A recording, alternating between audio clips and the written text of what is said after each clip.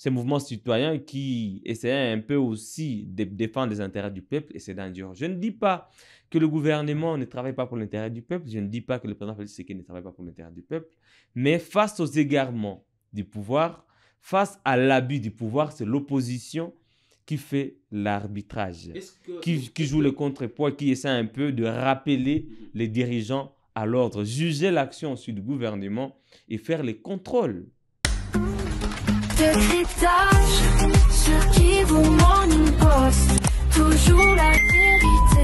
Une réunion censée être discrète a été révélée par nos confrères de Jeune Afrique. Joseph Kabila a appelé tous les opposants de Félix-Antoine Tshisekedi autour d'une même table pour faire face à ces régimes que plusieurs opposants semblent appeler un régime dictatorial en République démocratique du Congo.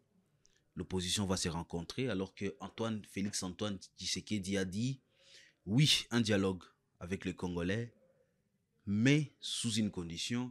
Nous allons parler avec les Congolais capables de dénoncer ce que lui appelle une agression rwandaise. Une condition sine qua non, il faut avoir au moins une fois dénoncé l'agression pour participer à ces dialogues. Qu'est-ce qu'on va parler à Nairobi, au Kenya? Est-ce que pour répondre à ces grands défis lancés par Félix-Antoine Tshisekedi, mais dans tout ça, que gagnent les peuples congolais? Messieurs, dames, bonjour et surtout bienvenue dans cette émission, les décryptages sur Kivu Morning Post. On est avec lui pour parler de la vie nationale. Josper Hangui, toujours qui m'accompagne sur ces plateaux des Kivu Morning Post, le plateau Bleu Dilac des Kivu Morning Post. Josper, bonjour et surtout bienvenue. Bonjour Blaise, merci beaucoup et bonjour à ceux qui nous suivent en ces moments de partout à travers le monde. On commence maintenant à parler dialogue. Joseph Kabila s'est retiré loin de la République démocratique du Congo, à Nairobi, déjà au Kenya, un pays stratégique, surtout dans des questions de l'Est de la République démocratique du Congo. On se le rappellera de la crise d'il y a 23 en 2012. La question a eu solution à Nairobi en 2013, avant de refaire surface.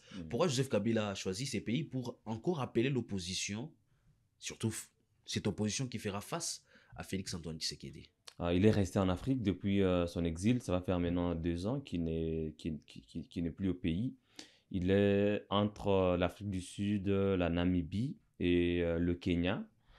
Et comme le Kenya est proche de la région, de la RDC surtout, il a choisi de s'installer entre l'Afrique du Sud et le Kenya depuis un moment.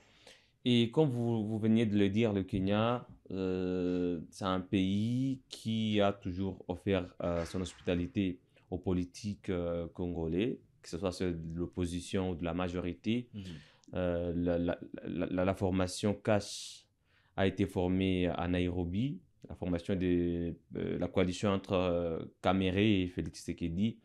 Il y a aussi l'AFC de Corneille Nangaa en 2023 qui a été formée à Nairobi. La première sortie médiatique, les premières images des Nangaa aux côtés de Bissimo. La CRP aussi. La CRP de aussi, Thomas Lubanga. de Thomas Lubanga, c'était entre Nairobi et Kampala.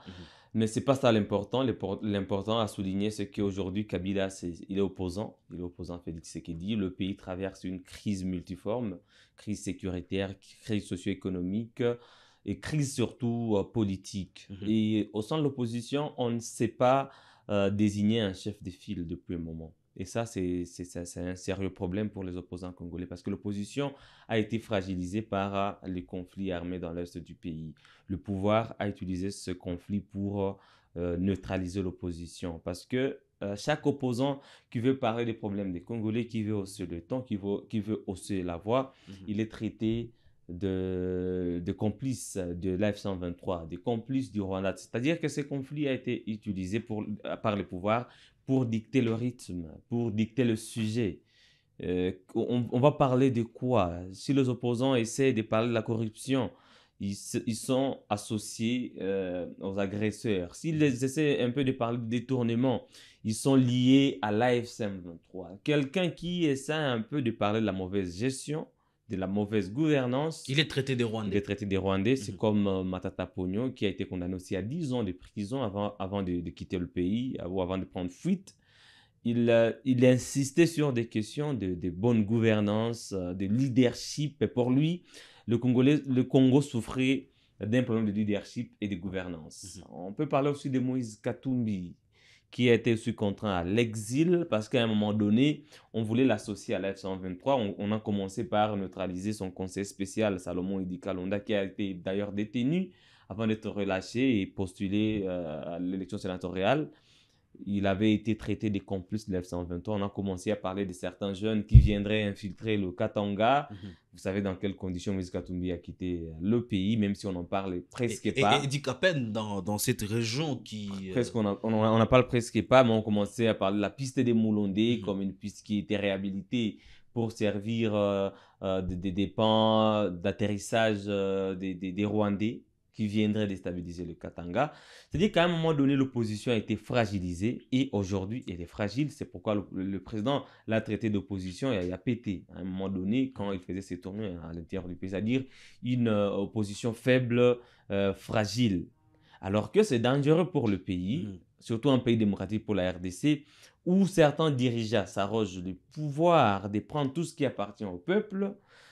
Il faudrait que l'opposition soit debout. Une opposition qui peut faire le contrepoids du pouvoir. Une opposition qui peut défendre les intérêts du peuple congolais. Une opposition qui peut dénoncer la mauvaise gestion du pays, la mauvaise gouvernance. Vous avez suivi même les opposants qui essaient un peu de lever la voix contre l'état de siège.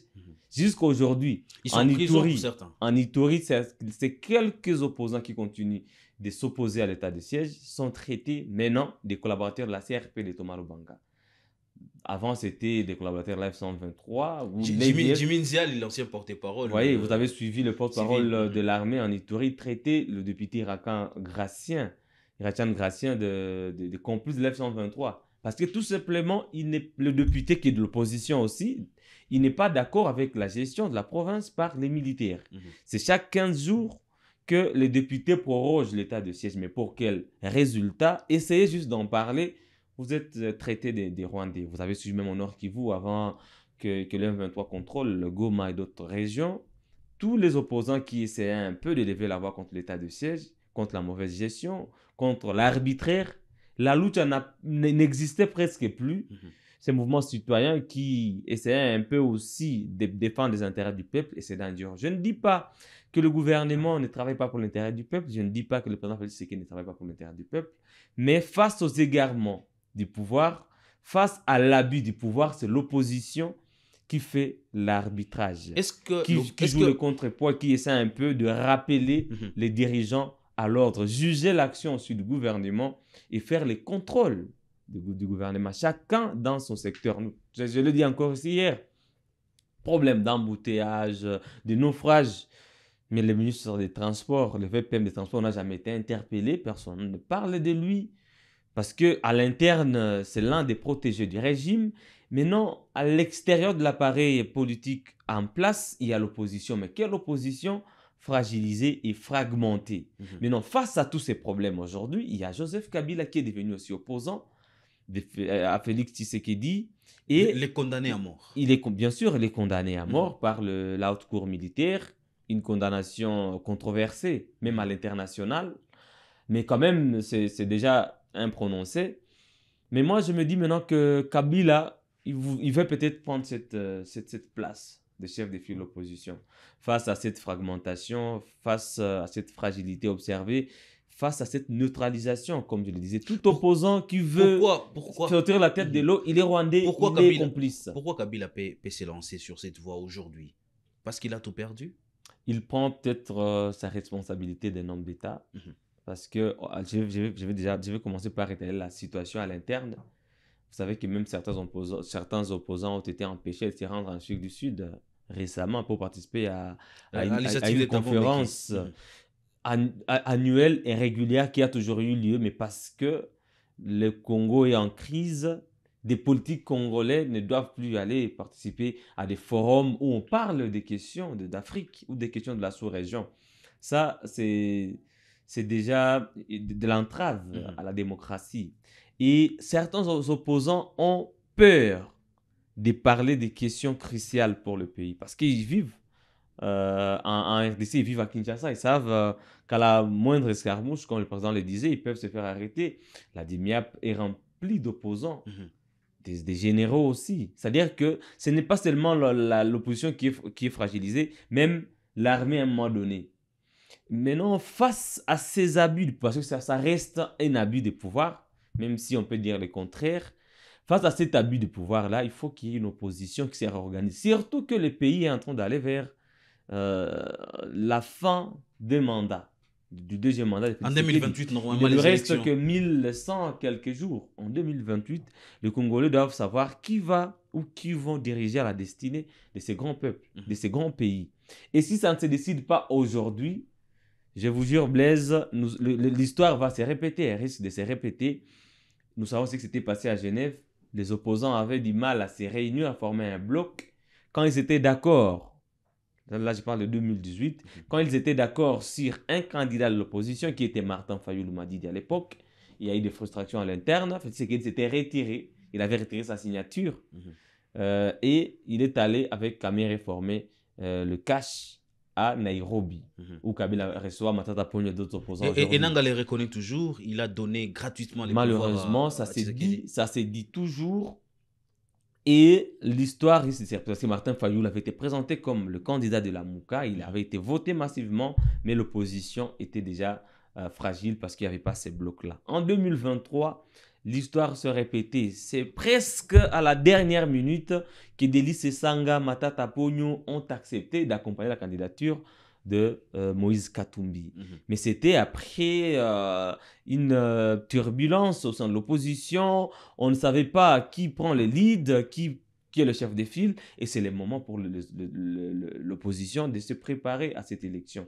Parce qu'y aller encore à ordre dispersé ne va pas profiter à leur faveur. Jospin, les coulisses de Jeune Afrique disent aujourd'hui qu'il y a certaines personnes, certains acteurs de l'opposition qui ne vont pas participer à cette initiative de Joseph Kabila. Quel risque? Bon, jusque-là, il n'y a pas de risque évident parce que bon, ça relève de la volonté de tout un chacun. Ces cadres-là n'est pas un cadre formel de rencontre de l'opposition, c'est pas un dialogue peut-être. Est-ce qu'on ne va pas assister à des scénarios où l'opposition ne sera plus en RDC? C'était difficile, on a essayé. Déjà à l'interne, on n'a pas une opposition unie. Quels sont les opposants qui sont au pays? Il y a Jean-Marc Kabound qui fait toujours ses communiqués seul, qui communique seul et qui est dans son coin. Martin Fayoulou, proche du régime, avec les camps de la patrie qu'il a voulu créer, même si ses collaborateurs n'ont pas voulu faire partie de ces gouvernements, qui du reste n'était pas d'union nationale ou d'unité nationale, c'était juste un remaniement du gouvernement de l'Union sacrée.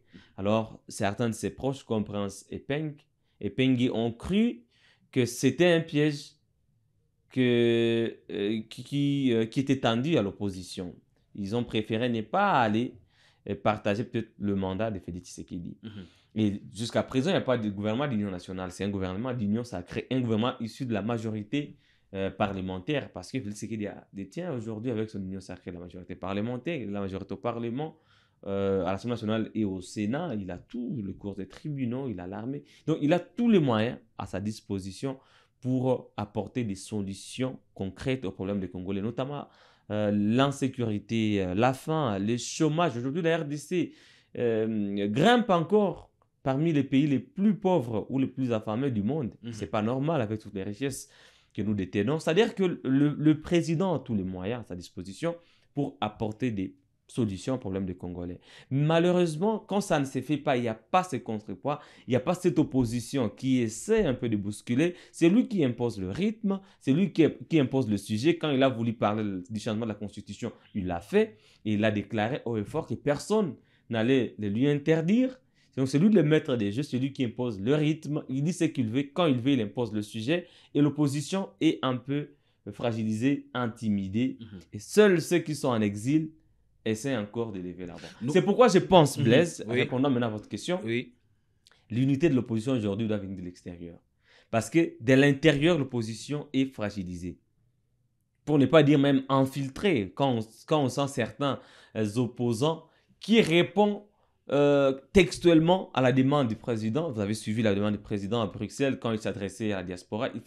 Nous avons besoin d'aller au dialogue avec des opposants qui dénoncent l'agression du Rwanda, qui le disent clairement. Et qui est cet opposant-là? C'est Martin Fayoulou.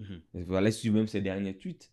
Il a parlé de balkanisation, il a dénoncé le Rwanda et l'Ouganda comme acteurs de la balkanisation. Il a appelé d'autres opposants à la vigilance. C'est lui qui parle chaque jour d'agression rwandaise. C'est-à-dire qu'il y a déjà ces opposants-là qui répondent textuellement à la demande du président.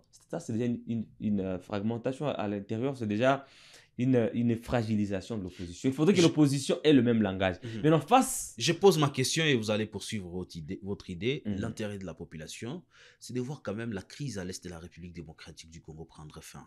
Ouais, pour qu'on y arrive, il faut que tous ces aspects-là... Cette rencontre de l'opposition va apporter quelque chose, va apporter une petite solution à cette crise congolaise? Ouais, bon, bien sûr, la crise congolaise, comme je le disais, elle est multiforme, mais déjà, Kabila a montré sa volonté à apporter sa part à la résolution de la crise ou du conflit. Dans une vidéo qu'il a enregistrée, je ne sais pas si c'était à Goma ou en Afrique du Sud, avant qu'il arrive, je reviens de répondre. La crise des Congolais, cette rencontre de l'opposition, ils sont tous Congolais. Est-ce que ça va nous aider à résoudre quelque chose? J'y arrive, Blaise. Quand Kabila a fait sa vidéo, son adresse au peuple congolais, il avait évoqué 12 points. Et tous les 12 points, ce sont des solutions aux problèmes des Congolais. C'est-à-dire que s'il a montré cette volonté-là, comme Congolais, de résoudre ou d'apporter sa part des solutions aux problèmes des Congolais, il a besoin d'avoir autour de lui d'autres Congolais qui le soutiennent. C'est pourquoi il tend aussi sa main à l'opposition, à ses collègues opposants. Il veut que sa lutte soit partagée par d'autres opposants.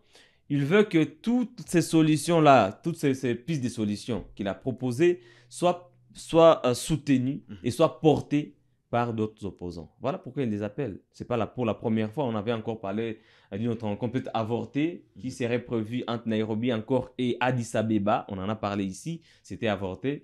Et on sent que les opposants traînent encore le pas. Et moi, je comprends. Cela s'expliquerait par les contentieux que Kabila a avec la RDC ou avec le régime en place. Il vient d'être condamné à mort. Il est accusé d'être le commandant en chef de la F-123. Il est accusé d'être le complice du Rwanda. Et puis certains opposants ont peur de ne pas être associés à cette image-là, d'un condamné à mort, d'un complice du Rwanda, d'un chef de la F-123. C'est peut-être là la peur de certains opposants. Mais moi, je dirais qu'ils n'ont pas raison. Parce que l'important n'est pas d'être peut-être blanchi, de penser que être avec Kabila sera peut-être un crime, mais l'important c'est de se poser la question, est-ce que le régime en place est en train de résoudre les problèmes des Congolais? Est-ce que Kabila, même condamné à mort, est-ce qu'il ne propose pas des pistes de solutions qui peuvent aider? Il soutient le dialogue national, tout comme Martin Fayoulou, tout comme d'autres opposants. Est-ce que ce n'est pas une question primordiale pour les Congolais aujourd'hui, ces dialogues-là? Nous savons que Doha n'apporte pas de solutions. Nous savons que Washington ne traite pas directement la question du 23. Est-ce que si on allait au dialogue, on ne peut pas trouver des solutions? C'est ça l'intérêt du peuple congolais, Blaise. Si le président Tshisekedi aussi accepte le dialogue, même s'il a déjà refusé de dialoguer avec ceux qu'il considère comme des ingrats, des ignorants, il traite des opposants d'ignorants parce qu'il les a fragilisés à l'intérieur. C'est pourquoi de l'extérieur, ils peuvent se réunir, se réorganiser pour faire face à l'avenir de la RDC. Parce que l'avenir de la RDC, c'est pour très bientôt. Et les opposants ont un grand compartiment à jouer, ont une grande part à apporter parce que c'est l'opposition. C'est dans l'opposition qu'on trouve les futurs dirigeants. Et ils doivent y aller en ordre commun, ils doivent aller ensemble pour trouver une solution. Que ça vienne de Kabila, parce qu'il va raconter Matata Pogno, que ça vienne de Matata Pogno, ou tous ces anciens collaborateurs de Joseph Kabila, Némi Mouilania qui seront là, ils seront nombreux, peut-être à Nairobi, mais ce n'est pas suffisant. Il faudrait que les opposants multiplient des rencontres, qu'ils peaufinent leur stratégie pour faire face au régime de Tshisekedi qui risque peut-être de glisser après 2028 parce que les problèmes des Congolais sont nombreux, entre autres l'insécurité dans l'est du pays. La crise congolaise est une page de l'histoire de la RDC que nous sommes en train d'écrire dans la douleur. Il faudra que les générations à venir, puissent lire cette histoire et comprendre qu'on a été sérieux au moins une fois de la vie. Il faut aimer les Congos. Aimer les Congos passe par l'amour. L'amour de ce que nous, on appelle notre pays. Le pays, la RDC, si on n'en a pas, on n'en aura pas d'autres pays. Donc nous devons aimer les Congos et surtout trouver le plus rapidement possible les solutions à nos problèmes pour permettre à la population de respirer, de vivre aisément dans leur pays. Et c'est possible. Portez-vous bien.